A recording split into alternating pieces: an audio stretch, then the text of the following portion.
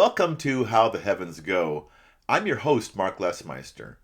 In our last episode, we looked at the reaction to the publication of the Copernican model of planetary motion. The realization that the Earth was not at the center of the cosmos, but was, in fact, one of several planets orbiting the Sun, seems to us to have been a demotion, but it wasn't necessarily viewed that way by the people at the time. Historically, being at the center of creation was often seen as a bad thing. In the Middle Ages, the center of the cosmos was often portrayed as the home of some frightful beast, or, as in Dante's Inferno, Satan. Galileo in particular wanted to show the Earth was not at the center, which he described as the, quote, sump where the universe's filth and ephemera collect. Whether Copernicus's model represented a promotion or a demotion for the Earth, the fact is the model had some problems that needed to be addressed. One of those who attempted to do that was the Danish astronomer Tycho Brahe, often known as Tycho. Tycho was born in 1546, just a scant 3 years after the publication of Copernicus's On the Revolutions.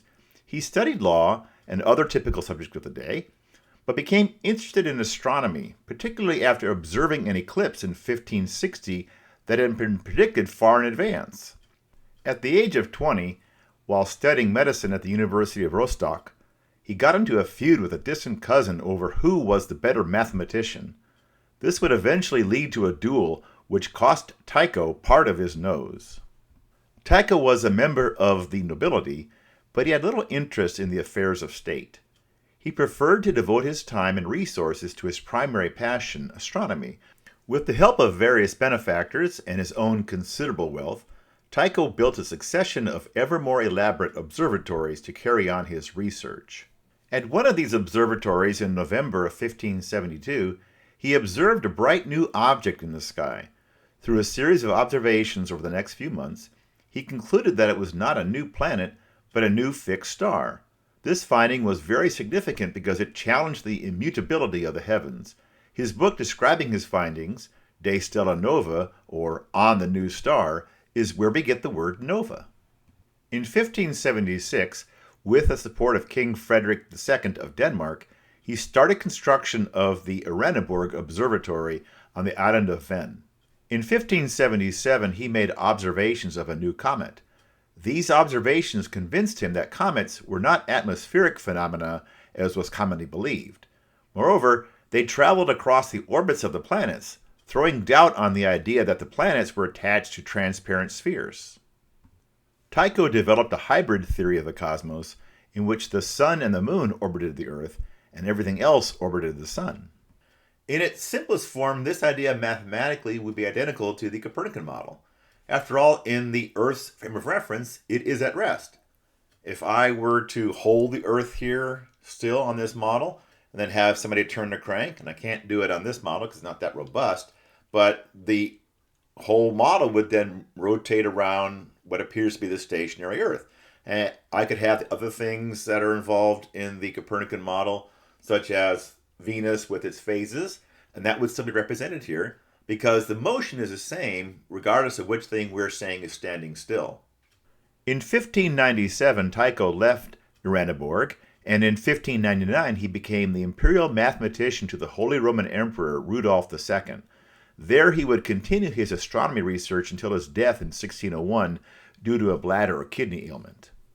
Tycho's greatest contribution to astronomy was his extensive collection of extremely accurate and precise observations. Many of these were made with the sighting devices he designed himself. He is generally considered to be the greatest observational astronomer of the pre-telescopic era. In the last year of his life, Tycho was assisted by an astronomer named Johannes Kepler. Kepler was born in the German town of Walderstadt in 1571.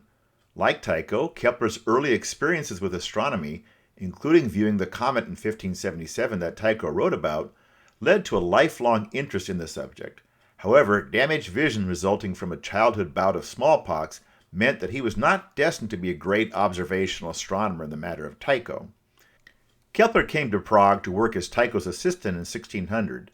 Temporarily at first as Tycho's guest, and then full-time. Tycho set Kepler to work analyzing the orbits of planets, in particular Mars. When Tycho died suddenly in 1601, Kepler was named the new imperial mathematician. He also took possession of Tycho's copious data. Over the course of the next few decades, Kepler would make numerous contributions to science. He is best known for his 3 laws of planetary motion.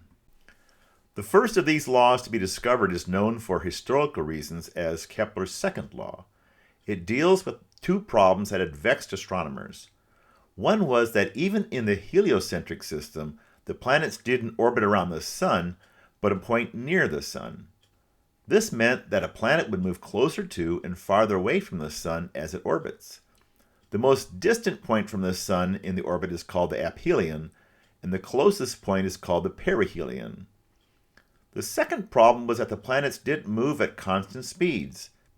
Kepler essentially turned these bugs into a feature. Using data from the observations of Mars and the Earth, Kepler saw that the farther a planet was from the Sun, the slower it moved. He reasoned that it might be because the Sun was causing the motion in some way, and that influence decreased as the distance from the Sun increased. And his derivation of what we now call his second law was incorrect, but the principle he discovered has held up. Kepler would eventually express the change in speed in terms of the area swept out by a line joining the planet to the Sun. The idea is this. If we draw an imaginary line from the Sun to the planet at some point in the orbit, and then after a certain amount of time, say 1 month, draw a second line, and then repeat this process at a different part of the orbit, we will find that the areas defined by the orbit and the 2 imaginary lines at every part of the orbit are equal. In deriving his principle of equal areas, Kepler had assumed, like everyone else before him, that the planets moved in circular paths. However, he soon realized that while the principle worked well enough to describe the motion of Mars near perihelion and aphelion, the principle didn't really work for all parts of Mars' orbit if that orbit was circular. So then he tried using other shapes for the orbit to see which best fit Tycho's data. The shape Kepler came up with was the ellipse. The Sun is not at the center of the ellipse, but at one focus. Kepler's willingness to move beyond circular motion, a feature of every planetary system before him, was a major milestone. Kepler believed strongly that there was order in creation, and that to study that order was to study the mind of the Creator.